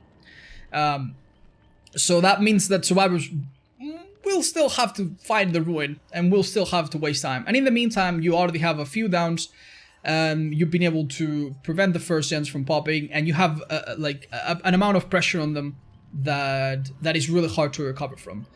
This is a very unique build, but I can 100% get behind it. I've used this build against really good teams. I've practiced against teams that all run DS, Unbreakable, BT, Sprint Burst, and they've given me a run for my money, admittedly. But even against those builds, you can win, which is insane. You can outslug 4 Unbreakables with this, which is insane. And get them out of the way early and force them to make very difficult decisions. If you want to go for a more classic approach, then I highly recommend Corrupt, with a similar idea to what we had before. And instead of Ruin, you could totally go for something more stable, like Pop. And instead of the very interesting and very unique Retribution, you could go for something else. You could go for Monitor to sneak up to survivors and have greater range. You could go for Barbecue to have, you know, the combo of infectious on Barbecue. You could go for Discordance as well to know where to find people, Snowball, get them infected. That would all work. However, the build I recommend, I can really get behind, and I would really like to see you try it and tell me what you think about it. Next up, Ghostface. Corrupt, again, is a really strong perk that you can just slap on any killer without really thinking, but it actually makes a lot of sense on Ghostface. With Ghostface, you're going to block away 3 faraway generators and often see 2 gens, maybe 1 or 2 gens that you think, alright, this is the gen they're going to go to. And with Ghostface, it's very easy to slowly maneuver around the edges of the map or around whichever path you find convenient to get a good stalking and ambush the people that go there. It is not unusual at all for Ghostface players with Corrupt to find a generator, wait there 2 seconds, and see 2 or 3 survivors go there. And then you stalk, you lean, you 99 all of them, or many of them, then you show up and you get a grab, or you 99 to 100 and stab them, and there you go. Insanely good early game. Corrupt on Ghostface is just dirty. Corrupt is also a really difficult map, a really difficult perk on certain maps for survivors. If they go to a map like Larry's, like the Laboratory, which are really strong maps for you, Corrupt will just seal the deal. They will have instead of planning around too much, you will just be a bit more aggressive, and the early game will be a bit more difficult. You'll probably bump into someone if you don't grab them and get a quick hit, and then you'll begin to hit and run a little bit more. The recovery add-ons obviously help. Nurses helps in maps like this, but it also helps in every map. I don't recommend nurses too much, but on Ghostface it is insanely good. Anytime you see two survivors heal, you can interrupt them, or you can just lean and 99 them both. Or 99 them and then interrupt them, which means that the guy that was healing is now down, the guy that was being healed is now nearly healed, but he's 99, so it really doesn't matter. You can do so many plays with nurses, and it just makes the indoor maps, which he already excels in, even more of a problem. Barbecue and chili, again, I do not recommend this perk without a good reason. The really nice thing about barbecue is that you can plot out the actions of survivors and make decisions based around that. So sometimes, you know, you hook a survivor, you see a Dwight going to a generator, and you're like, okay, he's headed there. That guy's going to be working on that gen for the next 20 seconds. So you use that information not to go straight into a straight path towards him. Instead, you use that information to go around and come from an angle he won't expect, to get a grab, to get a 99 stock, or to just, you know, straight up down him if he's injured. Conflicts a little bit with barbecue. Conflicts a little bit with nurses. If you feel like nurses is already giving you enough information, feel free to switch out barbecue for something else of your choosing, like sloppy butcher, if you want to. But I really like it. I really like it. If you play and you have recovery add-ons in particular, the barbecue and chili begins to shine a lot more, because you'll have many times where you attack a survivor. You put them on the hook, and if you have recovery add-ons, by the time you hook the person, 2 seconds afterwards, you already can lose your territories again, which means that you see someone and you approach silently. It is so good for that reason. It also helps, of course, finding people on generators to use Pop Goes the Weasel, which is the perk that I recommend that you use. Personally, I really like to stalk a lot with Ghostface, and sometimes I prefer to stalk a bunch and not really worry about generators. For that reason, Pop is not my actual favorite. I like to run Search and Surveillance instead of Barbecue and Pop. Search and Surveillance is great. Anytime you down a survivor, you nearby gens, you begin to regress them, and if they work on them, you have a perfect perk, Surveillance, to let you know that they're working on them and that you can go and stalk them. Works out great, but doesn't work so well on the bigger maps, and it's a little bit harder. I would say that overall, Barbecue and Pop, especially with good add-ons, is the more reliable choice. This build is super good. There are some other things you could change if you want to. Instead of Corrupt, or on top of Corrupt, you could run Whispers. Whispers work super well on Ghostface, letting you know where survivors are so that you never really bump into them. You go around the edges of the map, Whispers is on, and based on that, you have a very good guess of which gen they're going on or which path they're taking. Maybe they're on the base. You know, you guess really well where they are, and you leave nothing. You leave nothing to surprise. You don't really bump into a bill randomly. You just know where survivors are so that you can plan your attacks. It also works really well if you lose your turret radius, walk towards a gen, Whispers is off, they're not there. Let's go. Whispers is on. All right, let's take a minute to go around, catch them off guard. Whispers is a very strong perk. It doesn't work so well on some maps. Against some survivors. If you have an object, for example, Whispers doesn't really tell you that much. You're probably going to see them anyway. If you're in the game, for example, Whispers doesn't really work so well because it's more of a 3v kind of map. For that reason, I wouldn't make it a staple of my build, but it is a very good choice. Not many killers I would run Whispers on, but Ghostface is definitely one of them. Again, as we recommended, Pop is a good slowdown perk, but if you want to just focus on anti-healing, Sloppy and Nurses is a fine combo. Personally, I like to make survivors think that it's safe to heal, so that Nurses is more powerful. But you can ditch Nurses and run this build with Whispers, and this is a build that I know very good Ghost Faces use to great extent. So this would also completely work. It's really up to you. Ghostface makes some of the even weaker perks work really well. Discordance is also a fine choice on him. I'm all ears if you want to be deadlier in your 1v1. Also a good idea. But the one build I would recommend, I can really get behind. Next up, Demogorgon. Corrupt Intervention, again, good perk, but not without a reason that we're bringing it. We're not just bringing it because it's a good perk. It allows you to set up a little bit at the start. If you find that you spawn on a particularly interesting part of the map where you're gonna know it's gonna be contested later, you can put some portals there, maybe around the generators, maybe in some unexpected area to come out of quickly, and not lose 3 gens immediately after doing that.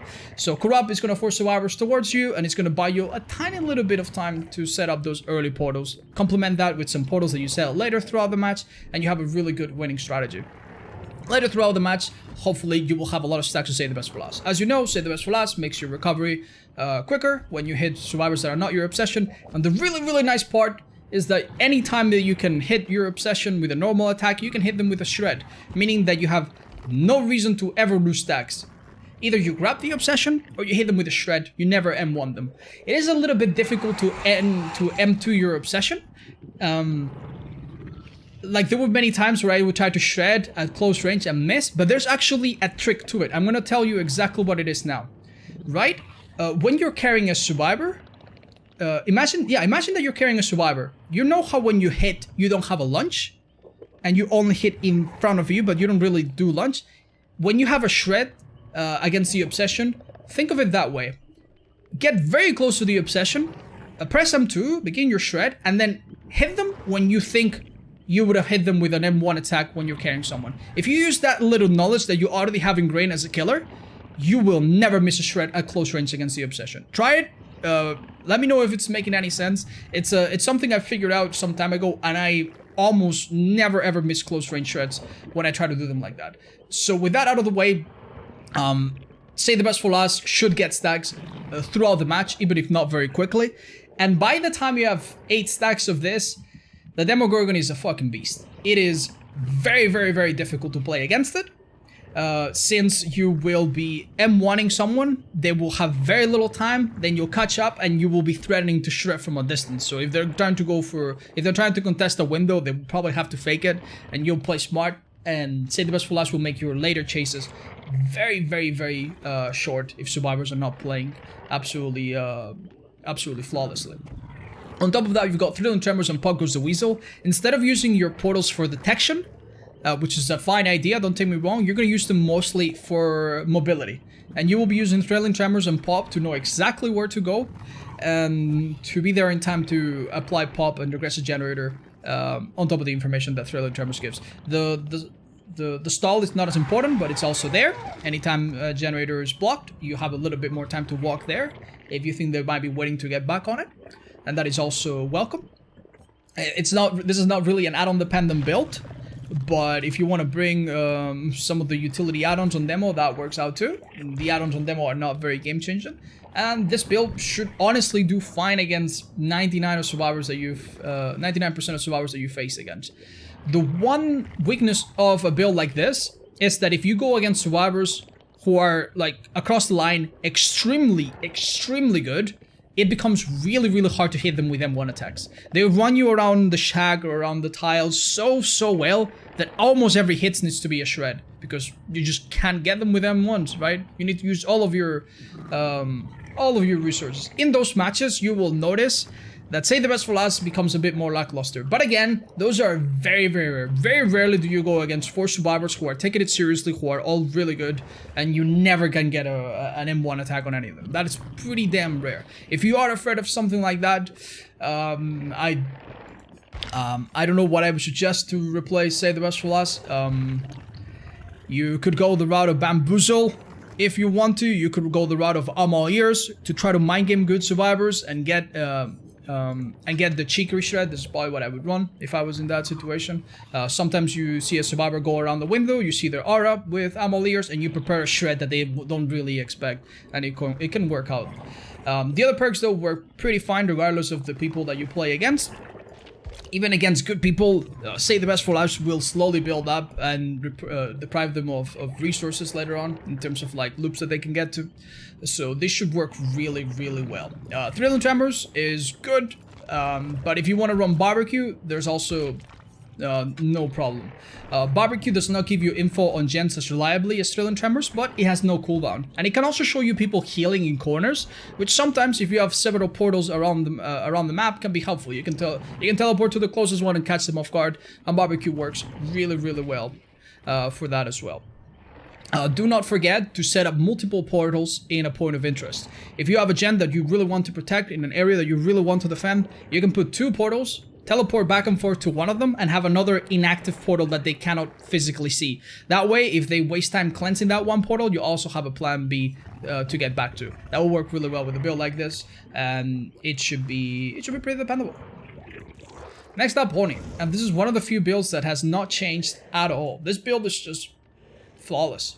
With Monitor and Abuse, you abuse the fact that your terror radius is unique and very hard to listen to. By the time survivors really get to hear your terror radius with Monitor, you are very, very close. And that's pretty damn critical, because you actually want to strike and get the first hit very quickly. The one weakness of the Oni is that he goes into this Blood Fury once he has powered up after hitting a survivor.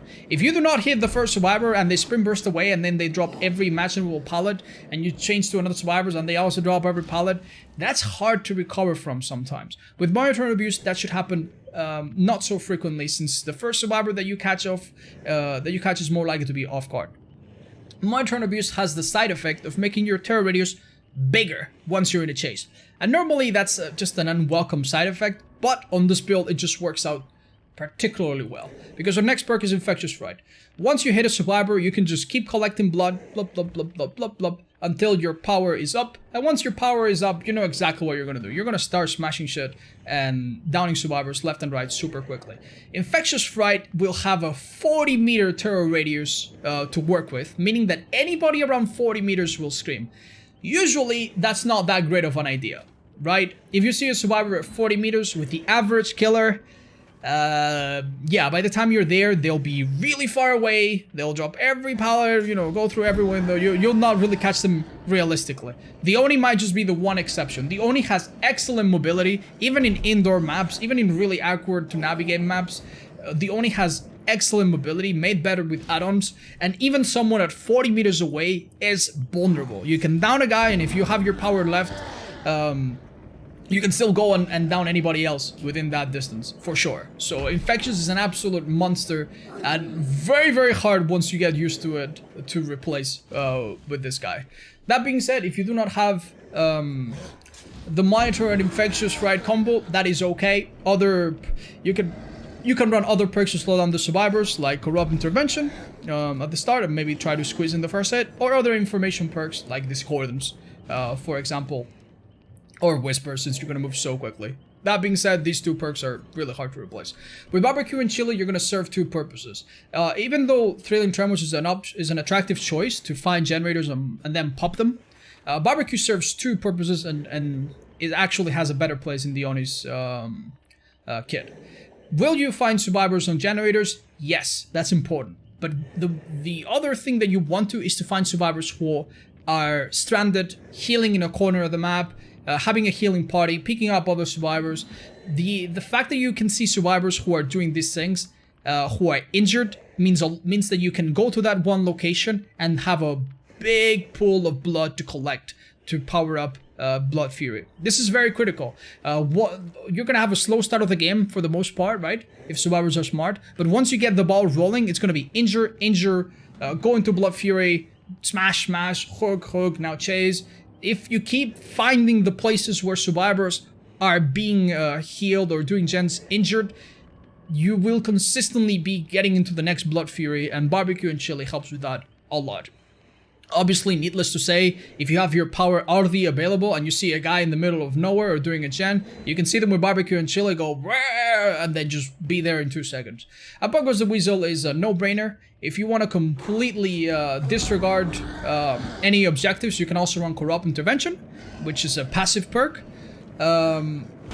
if you prefer to go that way. But if you don't mind paying attention to generators a little bit, since you're going to be downing people a lot, pop is just a no-brainer.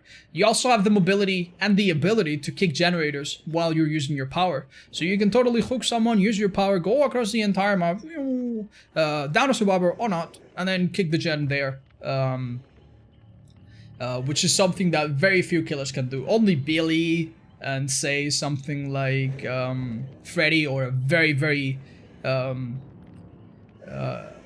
heavily backed by add-on Spirit can do that kind of mobility across the map and use Pop that quickly. So yeah, Pop, very, very good perk. This build, the Scott Jump build, it's just really, really hard to deviate from. But there are some other things that you can run if you want to. The new perk from Pyramid Head called Deathbound makes survivors scream when they heal each other. When they pick themselves up from the ground or when they heal from injured to healthy, they scream, which is a good thing. It lets you know where you can find a lot of blood. It's not so good, however, because it also makes one of them oblivious, meaning that they wouldn't scream from infectious. But if you're not running infectious and you want a replacement, Deathbound, the new perk, can work okay on him. Nurses is an idea. I wouldn't recommend Sloppy because it doesn't apply when he uses his power. It only applies on his basic attack, but it's also an idea if you want to keep them injured and you've got nothing else. And other detection perks like Bitter Murmur can also work. Honestly, the only use strong. Some other perks can be completely fine. You're going to be doing fine regardless of perks for the most part, but this one's will guarantee some good results. Next up, Deathslinger. Corrupt Intervention, we have a similar idea here when we talked about the Spirit. We're a 110 killer. We are not as fast as other killers. We have a smaller terror radius, which is great, which means that we're going to bump into people once they realize that they can't work on generators. They will most likely do totems, find chests, or go for generators. Whatever it is they do with monitor and abuse especially, and you're out of these small terror radius, you're very likely to bump into them at the start. And this will really, really help you. Again, similar to Spirit, the Deathslinger's strength is that he's very good in the 1v1. The Deathslinger, if he can see you, he can get you injured, basically. And if he's a bit lucky, if he can see you, he can pretty much down you. As long as he's good and quick enough. The only problem with him is that he cannot down multiple people at once, like say the Cannibal, and he cannot quickly snowball from one target to another, like say the Hag or even the Nurse or something like that. He is more of a 1v1 killer. And good survivors will give you a good run for your money sometimes. And they will take a hit and go behind obstacles and it will be a little bit difficult. For that reason, if your first 1v1s, if your first chases are a little bit too long, you would lose gens very quickly. That's where Corrupt helps you out a little bit. Again, Monitor and Abuse will help you to find your first target. Just like Oni, the Deathslinger has a unique terror radius, which makes it really, really tricky to tell exactly how close he is. For that reason, you're going to catch people off guard a lot. At the start, but also when you hook someone and you approach them after you see them with Barbecue and Chili. Barbecue and Chili, I was a little bit hesitant on this build. I used it because my friend Leonak recommended it to me, and it just works like a charm. Barbecue and Chili works really well on this guy. You see people, you approach them, and you catch them off guard 9 times out of 10 with Monitor and Abuse. Pop would be an idea, and honestly, if you're gonna run add-ons such as the Rusted Spike, that already have the Sloppy Butcher effect, the Mangled, you could run Pop Goes the Weasel here. If you're going to rely on add-ons. If you want to rely on add-ons for the mending, or if you want to rely on the really good add-ons for reload and miss cooldown instead, I think Sloppy is a very, very safe bet. You gotta realize that when you hit a survivor and you hit them with your attack, or they break the chain completely, they're gonna be injured. They're gonna be injured, obviously, but they also have to bend. And this is great. If I'm playing Trapper and I have Sloppy and I hit a survivor and they have a medkit, they can heal in like 10 seconds, even with Sloppy, if their medkit is good. With Sloppy, it doesn't really matter that they have a good medkit. Now it's gonna be those 10 seconds, but also the 15 or 14 seconds, or actually it's 12 seconds from mending. So with Sloppy, they're gonna have slower heals, mending, which could be slower with add-ons, and all of that is going to really add up. You're going to have a guy on the hook, you're going to have a guy that has to mend, you're going to have a guy that's on chase, and a fourth guy that probably has to come for the guy on the hook. And keeping everybody injured is how you win as Deathslinger. You slowly keep everybody injured, and then suddenly no one can make a good play, and suddenly out of nowhere, without infectious, without save the best for last, without any of those perks, you start to snowball the game and win. Sloppy is probably the my perk of choice for this, but again, if you want to run Pop Goes the Weasel and just depend on add-ons for the slowdown, that's a perfectly fine alternative. You could also run Monitor and Nurses, but you'll find that some survivors just don't heal, or that they heal far away from you, or that they heal with inner strength. So Nurses, sometimes a bit of a hit or miss. I found Barbecue, from my experience, to just be a little bit better, because once you hook someone, sometimes you don't really know where you're going, and as a slower killer, you don't want to go around the entire map looking. If you do run Pop, Thrill and Tremors on Pop is a fine combo. You've seen it everywhere in this video. Otherwise though, I really recommend this build as it is. Without add-ons it works, with add-ons it can work even better. And finally, the Executioner. Boy oh boy, it was hard to pick the perks for this guy. His add-ons are very decent from what I've been able to tell, but they don't really change too much how the perks operate. So I'm just gonna go and walk you through all of them. The Cannibal has the Executioner has the great ability to speed up the sacrificial process by sending people to cages, and if they're already dead on hook, to just straight up kill them. This really helps you stay in the flow and contest the generators, and play around perks that would waste your time, like Borrow Time, like Decisive Strike, and so on. And for that reason, any perk that works without you having to do anything is great. That's why Corrupt is a thing here. With Corrupt, survivors will often have to leave the area that they spawn in, and will have to come closer to you. And by then, not only are you going to bump into them, you might have also left some trails. That's a really good thing to do. And the add-ons that extend the trail duration, the duration that it stays on the ground, can help a little bit in that, if you're looking for add-ons to complement this build.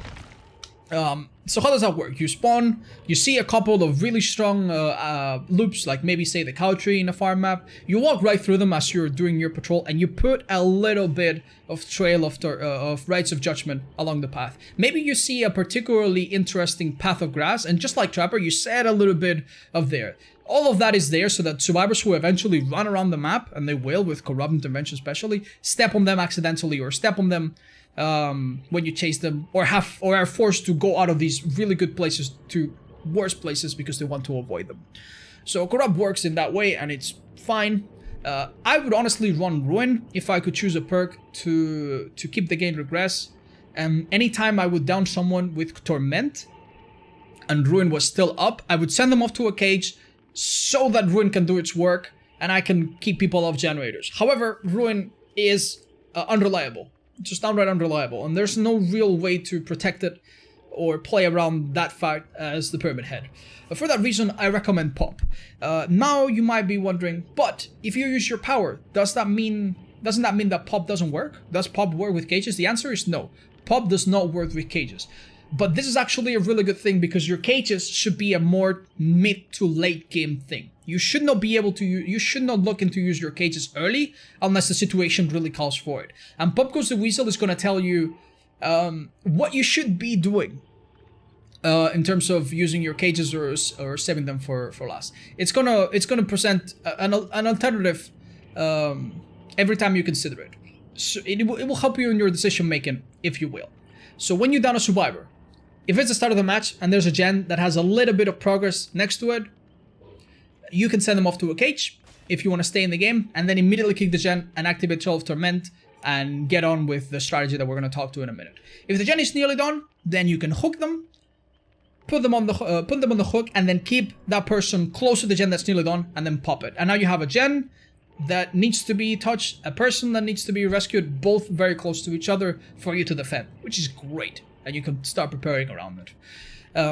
If you have someone down and a lot of people nearby, you can send them off to a cage to bother the fourth survivor, and then immediately chase the people. You can make all of those decisions with Pop there. You should not be using every cage available. You should be saving them so that you can play around DS and Borrow Time later.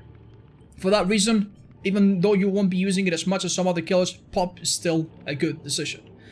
Anytime you hit a generator with pop, you will activate surveillance, which will let you track it and see anytime they get to it. This is great. It will make you waste no time. If a generator is not being touched, you will know because of surveillance. You will never waste time. You will be able to keep that time to checking other generators that are probably being worked on or chasing other survivors that you find elsewhere. But the really nice thing about surveillance is that it turns the color of the generator white and then yellow. And in doing so, it actually works around the weakness of Trail of Torment. Trail of Torment also activates when you kick a generator, minus a cooldown, of course. And it makes you undetectable for 16 seconds. For 16 seconds, you cannot be seen by any perk, any item, anything that survivors do that would normally expose you, like say alert or object obsession. They cannot see you. And you also have no red stain and no terror radius. The downside of this is that the generator turns yellow, and survivors can see that, and they can play around that fact and be like, oh, he just kicked this gen, let me just be on high alert, let's just watch out, you know? That's the thing that surveillance does. Surveillance absolutely removes the yellow outline from the generator. Whether this is an intended feature or not, I am not sure. It's possible that it might get patched, and if so, I'll give you an alternative build. But let me tell you why this is just so incredibly good. Once you become undetectable, you can go for someone on a cage, and survivors will more often than not just save him in front of your face. This has happened so many times. I have a survivor, I down him, send him to a cage, kick a generator, and then go straight for him in a cage. And he is just rescued right in front of me, and he doesn't have BT, he doesn't have border time, he doesn't have decisive strike, and he is free to pick, or I can even down him and the person rescuing. This is a very scummy strategy that survivors do not like, that works more often than it should, but it just works really, really well. Being able to use Trail of Torment and then go for someone being off the hook or someone off the cage, or even going for someone else entirely, just works really, really well. And that little bit of chaos will often net you one person being caged a second time, or being down a second time, or being straight up killed very, very quickly. So you will be using Corrupt to start up the first chase, Trail and Pop to keep gens at bay and to also ease yourself into the next chase, and Surveillance to diminish the aura of Torment entirely, and to also keep track of the gens that you kick. This build works really well. It's not very intuitive, but it does work really well, and it's the one from my short experience with Pyramid that I would recommend. Now, let's say that Surveillance is not meant to work like this, and it gets patched next week. What would I run instead? I would probably still run Trail of Torment, because the ability to keep survivors guessing where you are is actually really, really good on this killer. Some other perks that work okay. Say the Best for Last is an okay choice. If you slowly... It has the same principles as Demogorgon. You can hit the obsession with your power, hit everybody else with M1s as much as you can. Eventually you become a really, really scary chasing machine. It also has the same problems, though, where... if the survivors that you go up against are very good and you're forced to use your power, then this perk is not immediately useful, might not help you as much as you would need. Perks to see auras, however, are all really, really good. Nurse's Calling is great. If you find survivor scaling, you will probably have found someone who is vulnerable and who can be quickly dispatched and immediately killed, immediately caged, or, you know, hooked and taken advantage of, even if you cannot get that close. It also has the really nice ability of like synergizing really well with Trail of Torment and any other stealthy perks. If you get close enough to someone who's healing, you can hit them through walls with your power, which works more often than you think. And also, it works if survivors are healing while you're in someone else, while you're in the chase with someone else. I've seen many survivors who maybe are completely unaware, or maybe who are on comms, and they know that their teammate is being chased, and they heal behind a tree or behind a wall or behind a building with a medkit, and you can see them with nurses, and during the chase you can just plant your sword on the ground, turn sideways, hit them, and down them, which is super, super huge. Nurses, a very nice perk to have. Another perk that works really, really well is I'm All Ears. Anytime you see a survivor go behind a wall, you can use them to guess where they're gonna go, and with a little bit of practice you can hit survivors. They're behind some kind of wall. They don't think that you're gonna aim at them. They don't try to be unpredictable, and in that time, in those 6 seconds of you seeing them through the wall, you can hit them. It's very, very decent. Even more than these 2 perks, I really like Stanchion Tactics. Stanchion Tactics is actually fucking amazing on this killer. Stanchion Tactics highlights immediately all of the pallets and windows around you. And anytime you're chasing someone, you can see exactly when you should use your power to zone them out. If a survivor runs behind a wall, and I don't know if there's a pallet there, then I don't know if I should plant my sword and threaten to hit them with the punishment of the damned, or if I should just chase normally. With Stanchion Tactics, you always know the right thing to do. You will chase to the with a bit of experience, you will chase to the perfect place, plant your sword immediately when you need to, and then zone them out, and they will have to dodge or go through and get hit, and either way, you will be in the win-win situation that you want to be in. On top of that, many survivors, when you do not see them directly, think they're safe. So many survivors will go around the corner and go through a window thinking that you'll be too late. With Stanchion Tactics, you can see that window precisely without being a complete, robot that guesses perfectly and get the perfect hits. It is a really difficult perk to explain until you've used it yourself. The only issue, of course, is that it has a bit of a cooldown, which is very unfortunate after the first hit. But it's still very, very, very worth it, and I highly, highly recommend it. If you are not into the whole stealth thing, it is not a crazy idea to run perks to help you in the chase, like Enduring, or perks to slow down the game, like Sloppy. Sloppy is great if you hit a survivor and then cage them. Even if they get rescued immediately, they won't be able to heal as quickly. However, it doesn't apply on your attack, and it's not the best perk in the world for that reason. If you want to run other chasing perks like that, that's also fine. Monitor Abuse is not a bad choice on him. He has a unique terror radius. You will be sneaking up to people. You could try to pair this with Nurses as well if you wish. But that's pretty much all of everything I've got to tell you about Pyramid Head. Do try that build, I recommend. Also try some of these perks if you've got them available. That's going to be all for all the killers, I believe. Now, I would love to hear your feedback on whether you think that maybe some perk that's gone under my radar could be really reliable on one of these builds that I might have missed. Let me know what you think, but I'm going to wrap it up. We've been going for almost 2 hours. Yeah, this is probably the longest one so far. So yeah, I'm just gonna wrap it up. Thank you so much for watching, and I hope that playing these builds invigorates you and gives you something solid to build upon, so that in no time you can be the one giving me tips on any of these killers. Thank you very much for watching.